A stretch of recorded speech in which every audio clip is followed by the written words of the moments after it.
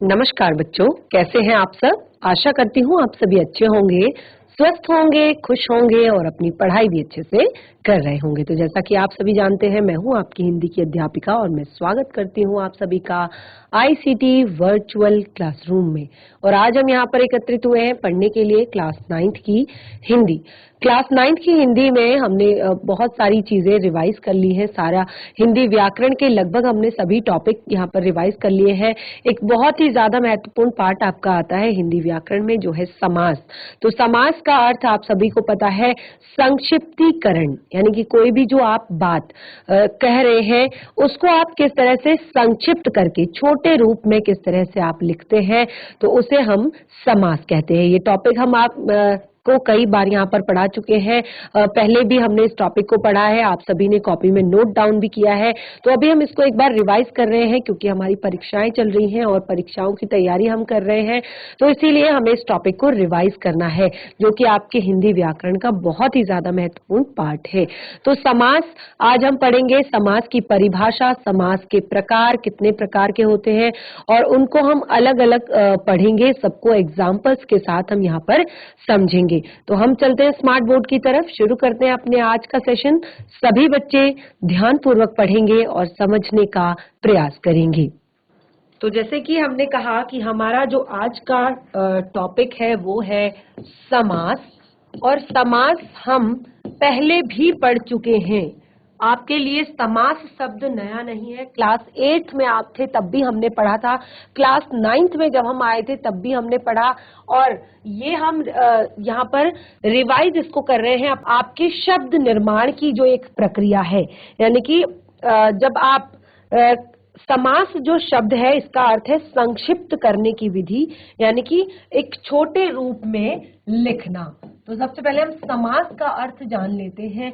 तो समास का अर्थ होता है संक्षिप्त करने की विधि, संक्षिप्त करने की विधि। और संक्षिप्त का अर्थ होता है छोटा रूप। संक्षिप्त का क्या अर्थ होता है? छोटा रूप, यानी कि किसी भी शब्द को जब आप संक्षिप्त करके लिखते हैं, छोटे रूप में लिखते हैं, तो उसे हम उस प्रक्रिया को हम समास कहते हैं। तो देखिए, समास हमने यहाँ पर जान लिया। अब हम यहाँ पर और इस प्रक्रिया को हम सामासीकरण कहते हैं। क्या कहते हैं? समासीकरण। ये एक प्रक्रिया है और इसको हम कहते हैं समासीकरण। तो अब यहाँ पर हमने कहा संक्षिप्त करने की विधि। तो अगर मैं कहूं, एक शब्द मैं आपको यहाँ पर देती हूं, घोड़े पर सवार। घोड़े पर सवार, तो इसको आप संक्षिप्त करके कैसे लिखेंगे? छोटे रूप में किस तरह से आप बनाएंगे? घोड़े पर सवार हम कहेंगे घुड़ सवार। इसी तरह से राजा का महल। राजा का महल, तो राजा के महल को अगर हमें संक्षिप्त करके लिखना है तो हम कैसे लिखेंगे? हम लिखेंगे राज महल। ठीक है। तो अब क्या हो रहा है कि हमने यहाँ पर दो या दो से अधिक शब्द लिए हैं। आप देख सकते हैं, घोड़े पर सवार, राजा का महल। तो दो या दो से अधिक हमारे यहाँ पर शब्द हैं और उनको मिलाकर हमने नया शब्द यहाँ पर बनाया है। क्या किया है? एक नया शब्द हमने बनाया है। और जो आपका ये जो नया शब्द यहाँ पर बना है, वो आपका नया शब्द सामासिक पद कहलाया।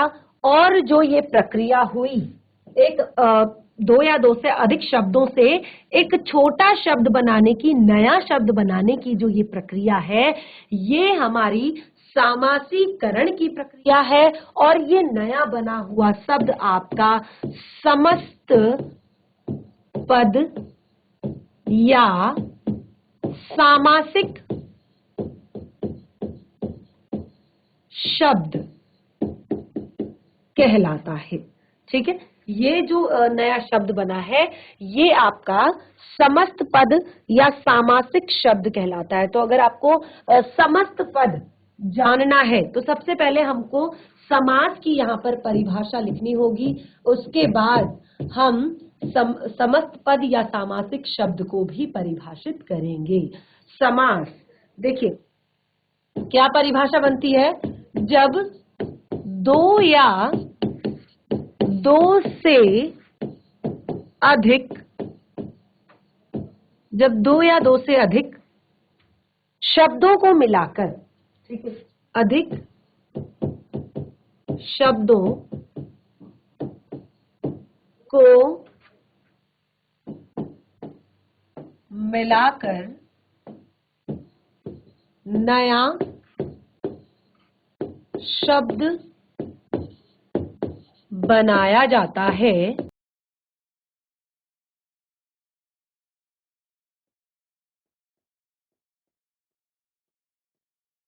तो इस प्रक्रिया, ध्यान रहे, इस प्रक्रिया को,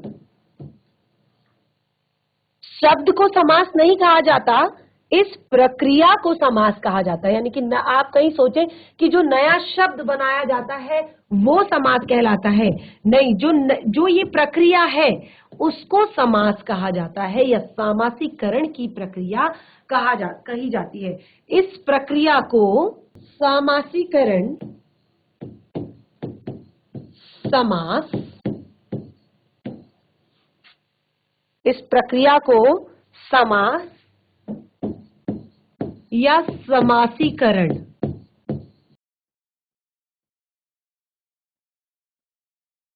कहा जाता है। ये जो प्रक्रिया है ये आपका समास या समासीकरण है, ठीक है। अब हमने समासीकरण की प्रक्रिया कर ली, जैसे कि मैंने यहाँ पे आपको बताया कि अगर मैं कहूं हवन के लिए सामग्री, हवन के लिए सामग्री, हवन के लिए सामग्री, तो देखिए हवन के लिए सामग्री, तो हमारा शब्द बनेगा हवन सामग्री, हवन सामग्री, ठीक है। तो ये आपका हमारा शब्द यहाँ पर बना हवन सामग्री। तो आप देख सकते हैं हमने कहा कि जब हम दो या दो से अधिक शब्दों को, दो या दो से अधिक शब्दों को जब हम यहाँ आपस में मिलाकर नया शब्द जब हम बनाते हैं तो ये प्रक्रिया हमारी सामासीकरण की प्रक्रिया कहलाती है। तो ये हमारा यहाँ पर सामासीकरण की प्रक्रिया हुई। ये क्या है, सामासीकरण की प्रक्रिया है।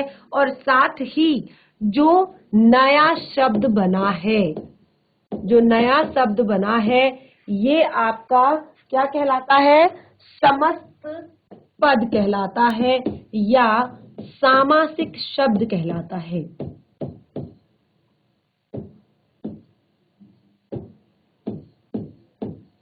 समासिक शब्द कहलाता है, ठीक है। जो नया बना जो हमारा शब्द होता है वो हमारा समस्त पद या सामासिक शब्द कहलाता है। इस तरह से देखिए यहाँ पे हम और भी बहुत सारे एग्जाम्पल इसके लिए दे सकते हैं। देश के लिए भक्ति, देश के लिए भक्ति, शब्द बनेगा देश भक्ति। तो ये भी आपका सामासिक शब्द और समस्त पद है, ठीक है। तो इस तरह से हमने यहाँ पर समास क्या होता है, समास के बारे में जाना कि समास की परिभाषा क्या होती है, सामासिक पद क्या होता है। अब देखिए जब भी हमें समास पूछा जाता है, हमें एग्जाम में किस तरह से दिया जाता है, हमें एग्जाम में ऐसे दे दिया जाता है कि आपको दिया गया है यहाँ पर शब्द देश भक्ति, आपको शब्द दिया गया है देशभक्ति और अब आपको इसमें समास बताना है कि देशभक्ति शब्द में कौन सा समास है। आपको इस तरह से पूछा जाएगा कि देशभक्ति शब्द में कौन सा समास है, तो आप कैसे बताएंगे? तो इसके लिए आपको करना पड़ेगा समास विग्रह। इसके लिए आपको क्या करना पड़ेगा? इसके लिए आपको करना पड़ेगा समास विग्रह। अगर आपको बताना है कि देशभक्ति शब्द में कौन सा समास है और मैं कहूं आजीवन, आजीवन शब्द में कौन सा समास है, ठीक है, या मैं कहूं आपका बहुत सारे आपके इस तरह के शब्द होते हैं जिसमें आपको समास बताना होता है, ठीक है। अगर मैं कहूं चरण कमल, तो इसमें कौन सा समास है? अगर मैं आपको कहूं लाखों लखपति, इसमें कौन सा समास है, ठीक है। तो इसके लिए आपको क्या करना होगा? पहले आपको ये देखना है कि ये शब्द कैसे बने हैं। ये शब्द आपके बने हैं समासीकरण की प्रक्रिया के द्वारा, यानी कि जब आपने दो या दो से अधिक शब्दों को मिलाया है और तब आपका एक नया शब्द बना है, तो सबसे पहले आप देखेंगे कि ये शब्द आपका बना है समासीकरण की प्रक्रिया के द्वारा। तो उसके लिए आपको समास बताने के लिए सबसे पहले आपको उस शब्द को उसकी पूर्वावस्था में लेकर आना होगा, यानी कि उसका समास विग्रह करना होगा। बिल्कुल उसी तरह से उसको अलग अलग करना होगा, ठीक है। तो जैसे हमने कहा कि देशभक्ति, देशभक्ति किस शब्द से मिलकर बना हुआ है? अभी अभी हमने यहाँ पर एग्जाम्पल दिया था, देश के लिए भक्ति। तो इसी तरह से अगला हमने शब्द यहाँ पर दिया है आजीवन, तो आजीवन का अर्थ है जीवन भर, ठीक है। इसी तरह से चरण कमल, और चरण कमल का आपको अगर यहाँ पे बताना है तो उसके लिए भी आपको पहले उसका समास विग्रह करना होगा कि कमल के समान चरण। तो इस तरह से जब भी आपको किसी भी शब्द का समास बताना है, किसी भी शब्द के समास के बारे में बताना है कि इसमें कौन सा समास है, तो उसका आपको समास विग्रह करना होगा। क्या करना होगा? समास विग्रह करना होगा। तो इसके लिए आपको समास विग्रह भी जानना जरूरी है कि समास विग्रह आखिर होता क्या है। तो देखिए, समस्त पदों को अलग अलग करना, बहुत ही इजी, एक लाइन में केवल समस्त पदों को, समस्त पदों को या इस तरह से भी आप लिख सकते हैं समासीकरण,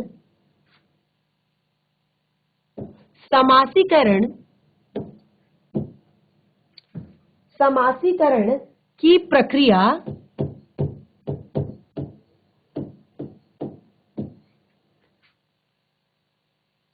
पदों या समासीकरण की प्रक्रिया के दौरान बने शब्दों को अलग अलग करना। समस्त पदों या समासीकरण की प्रक्रिया के दौरान बने शब्दों को अलग अलग करना आपका समास विग्रह कहा जाता है, ठीक है। जब आप समासीकरण की प्रक्रिया के दौरान बने शब्द को अलग अलग कर रहे हैं, उसकी पूर्वावस्था में उसको लेकर आ रहे हैं, तो ये आपका समास विग्रह होगा। जैसे अगर मैं यहाँ पर शब्द लिखूं यथाशक्ति,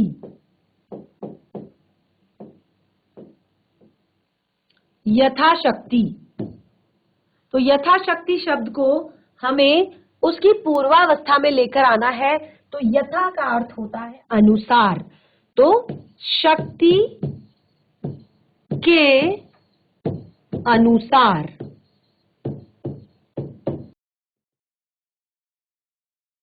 इसी तरह से जैसे हमने यहां पर एग्जाम्पल दिया हवन सामग्री, हवन सामग्री,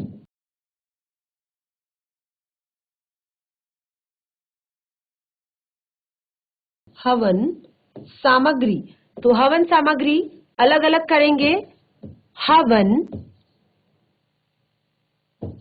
के लिए सामग्री,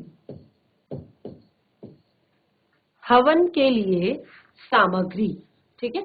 समस्त पदों या समासीकरण की प्रक्रिया के दौरान बने शब्दों को अलग अलग करना समास विग्रह कहलाता है। और देखिए हमने यहाँ पर समास विग्रह करके आपको दिखा दिया।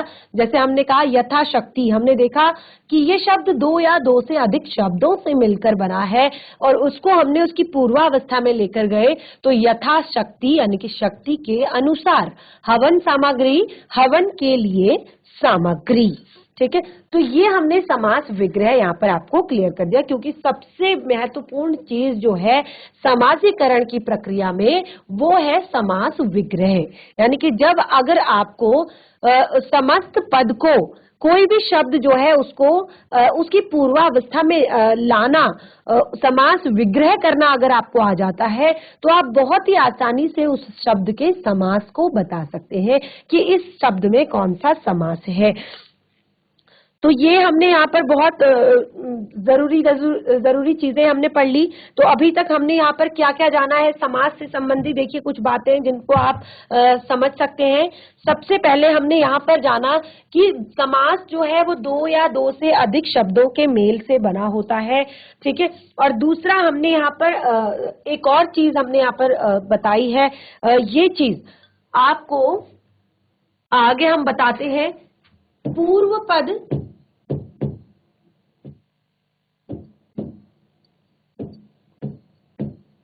और उत्तर पद। तो देखिए पूर्व पद और उत्तर पद, तो पूर्व पद और उत्तर पद यहाँ पर क्या है कि जब भी आप समस्त पदों को यानी कि सामासिक पदों को जब आप बनाते हैं, तो इसमें क्या होता है, एक आपका पूर्व पद होता है और एक आपका उत्तर पद होता है। तो जो दो पदों से ये मिलकर बनते हैं, जैसे हमने यहाँ पर कहा देशभक्ति, देशभक्ति, या हमने कहा हवन सामग्री, या इस तरह से और भी बहुत सारे हम शब्द ले सकते हैं। नीति निपुण,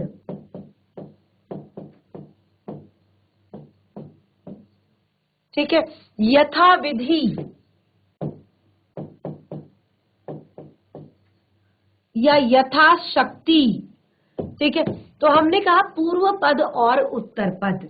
तो देखिए पहला हमने कहा कि जो आपका समास होता है वो कम से कम दो या दो से अधिक शब्दों के मेल से बनता है, ठीक है। जो समास समस्त पद होता है वो दो या दो से अधिक शब्दों के मेल से बनता है। और हमने यहाँ पर कहा कि पहला पद पूर्व पद और दूसरा पद उत्तर पद होता है। तो देशभक्ति शब्द हमने लिखा है, देश भक्ति में आपका पहला पद पूर्व पद है, दूसरा पद उत्तर पद है, यानी कि बाद का पद है, ठीक है। तो पूर्व पद और उत्तर पद, क्योंकि रिवीजन कर रहे हैं, ये सारी चीजों की डेफिनेशन हम अपने कॉपी में पहले भी लिख चुके हैं। पूर्व पद और उत्तर पद पूरी अच्छी तरह से हमने अपनी कॉपी में लिखा हुआ है। तो हमने कहा पहला पद जो है वो पूर्व पद कहलाता है और बाद का पद जो है वो उत्तर पद कहलाता है, ठीक है। अब ये दो पदों से मिलकर एक रूप हो जाता है और यहाँ पर इनके बीच की विभक्तियां लुप्त हो जाती हैं। कैसे विभक्तियां लुप्त हो जाती हैं, देखिए जस्ट इसके पीछे बिल्कुल आइए। हमने कहा यथाशक्ति, तो यथाशक्ति शब्द कैसे बना है, इसके बीच की विभक्ति जो है वो लुप्त हो चुकी है। हवन सामग्री, हवन सामग्री शब्द कैसे बना है? इसके बीच की विभक्ति जो है लुप्त हो गई है। तो दो पद आपको यहाँ पर क्लियरली दिखाई दे रहे हैं, शक्ति और अनुसार, हवन और सामग्री, लेकिन बीच के पद जो है वो लुप्त हो चुके हैं। अब यहाँ पर हमने सारी चीजें क्लियर कर ली कि क्या होता है समास, समास किसे कहते हैं और कितने पद होते हैं इसमें, और सबसे बड़ी बात कि इनके बीच की जो विभक्तियां हैं वो लुप्त हो जाती हैं।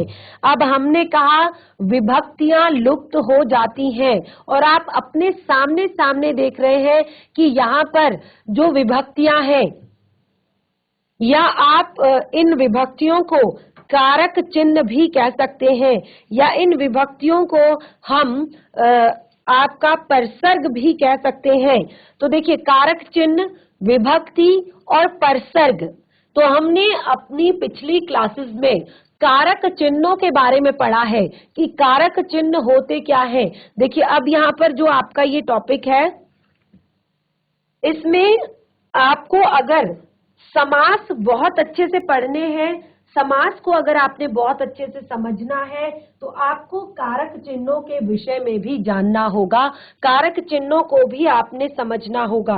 क्योंकि अगर आपको समास नहीं समझ में आ रहे हैं तो उसका सबसे मेन कारण है कि आपको कारक चिन्हों के बारे में नहीं पता है, आप कारक चिन्हों को नहीं जानते हैं। तो देखिए, क्या होते हैं कारक चिन्ह, कारक किसे कहते हैं? अगर मैं यहाँ पर एक कोई भी, देखिए, अगर हम यहाँ पर कुछ वाक्य लिखते हैं,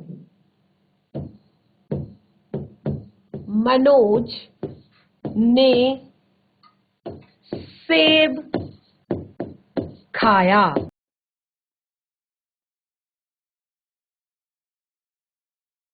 पेड़ से पत्ते गिर रहे हैं, शिक्षक छात्रों को पढ़ा रहे हैं, पिताजी बच्चों के लिए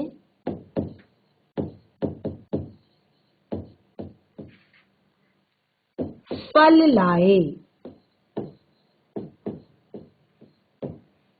पिताजी बच्चों के लिए फल लाए। नंबर 5 है, तोता डाल पर बैठा है। तो अब आप सोच रहे होंगे कि इन वाक्यों का यहाँ पर क्या काम, हम समास पढ़ रहे हैं तो उसमें इन वाक्यों का क्या काम? तो हमने कहा समास में विभक्ति चिन्हों का, कारक चिन्हों का, परसर्गों का लोप हो जाता है। ठीक है, तो अब यहाँ पर आपने देखा कि संज्ञा या सर्वनाम के जिस रूप से हमको उसका संबंध वाक्य की जो अन्य क्रिया से होता है, जाना जाता है, यानी कि पता चलता है, उसको हम कारक कहते हैं। ये परिभाषा हमने पढ़ी है। ठीक है, अब हमने कहा कि कारकों का जो प्रयोग होता है वो कैसे होता है। देखिए, अब हमने यहाँ पर कुछ वाक्य लिखे हैं। क्या वाक्य लिखे हैं आप पढ़कर सुनाइए एक बार। पढ़ सकते हैं आप, बहुत आसानी से पढ़ सकते हैं कि बहुत ही सरल वाक्य। मनोज ने सेब खाया, पेड़ से पत्ते गिर रहे हैं, शिक्षक छात्रों को पढ़ा रहे हैं, शिक्षक छात्रों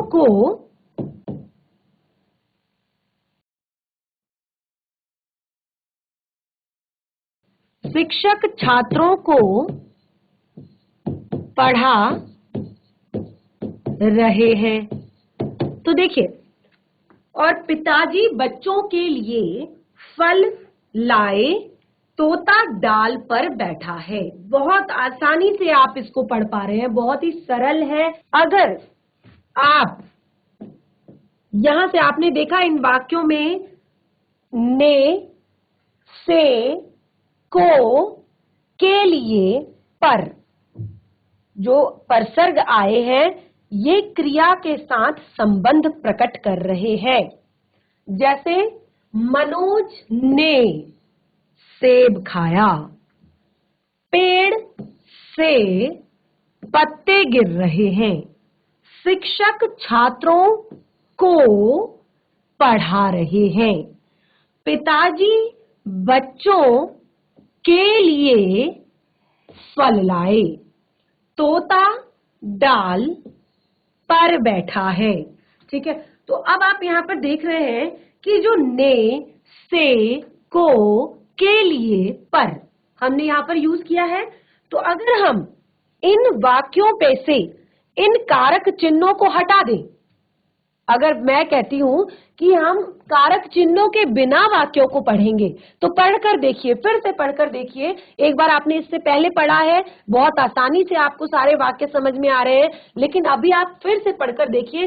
सपोज कीजिए कि ये कारक चिन्ह या ये परसर्ग यहाँ पर नहीं है।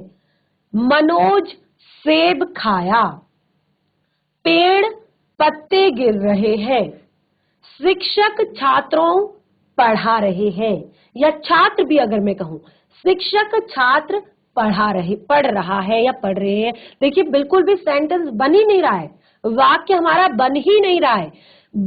पिताजी बच्चों फल लाए, या पिताजी बच्चा फल लाए, तोता डाल बैठा है। तो देखिए बिल्कुल भी हम इमेजिन ही नहीं कर सकते, हमें शब्दों का आपस में संबंध ही नहीं समझ में आ रहा है, हमें वाक्यों का अर्थ ही समझ में नहीं आ रहा है, वाक्यों का जो असल भाव है वही समझ में नहीं आ रहा है। हमने कहा मनोज ने सेब खाया, बहुत क्लियरली हमें पता चल गया कि मनोज ने सेब खाया। बिल्कुल मनोज का यानी कि कर्ता का जो संबंध है वो क्रिया से हमें पता चल रहा है कि मनोज ने सेब खाया। अगर पेड़ से पत्ते गिर रहे हैं, तो पत्ते कहां से गिर रहे हैं? पेड़ से गिर रहे हैं, साफ साफ हमें पता चल रहा है, वाक्य हमें समझ में आ रहा है, पूरा अर्थ हमें क्लियर हो रहा है। शिक्षक छात्रों को पढ़ा रहे हैं। अब शिक्षक और छात्रों के बीच की जो क्रिया है वो हमें बहुत अच्छे से समझ में आ रही है।